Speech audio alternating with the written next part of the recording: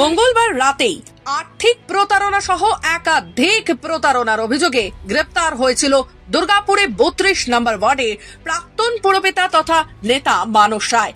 সাথে গ্রেপ্তার করা হয় তার পুত্র অভ্রনীল রায়কেও। স্বভাবতই এই ঘটনার রেশে কাল রাত থেকে দুর্গাপুরের রাজনৈতিক মহলে সৃষ্টি হয়েছে একেবারে সরগরম।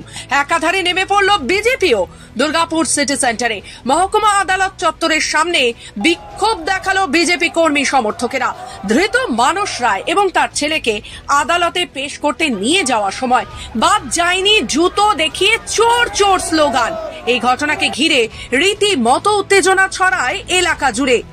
অপরদিকে বিজেপি বিধায়ক ভিডিও বার্তায় জানায় যে এই ঘটনা নিয়ে তৃণমূলের শীর্ষস্থানীয় নেতৃত্বরা মুখে যেন কুলু পেটেছে।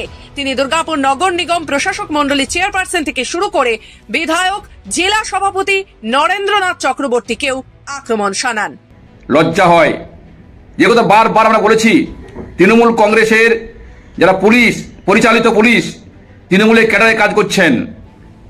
বাংলা মানুষকে বলবো, দুর্গাপুরের মানুষকে বলবো, দেখুন পুলিশের ব্যবহার, পুলিশের কথাবার্তা শুনুন।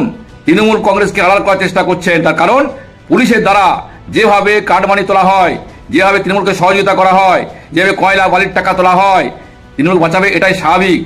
উত্তম মুখার্জি অনেক বড় কথাবার্তা বলেন, তিনি কোথায়? তিনি কি বলছেন? প্রদীপবাবু কি বলছেন? মেয়র কি বলছেন? এবং নয়ন চক্রবর্তী কি বলছেন? কোনো উত্তর নেই কেন?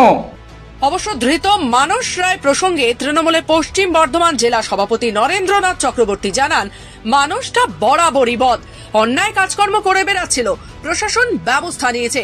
মমতা বন্দ্যোপাধ্যায় কাউকে রেয়াত করে না, অন্যায় করলে তাকে শাস্তি পেতেই হবে। দুর্গাপুরের প্রাক্তন পুরপিতা মানস রায় টাকা আত্মসাতের দায়ে কালকে গ্রেপ্তার হয়েছে, কি বলবেন আপনি? মানুষটা বরাবরই বদ, ও কিছু অন্যায় কাজ করে বেড়াচ্ছিল, প্রশাসন ব্যবস্থা নিয়েছে। মমতা বন্দ্যোপাধ্যায় কাউকে রেয়াত করেন না, অন্যায় করলে তাকে শাস্তি পেতেই হবে।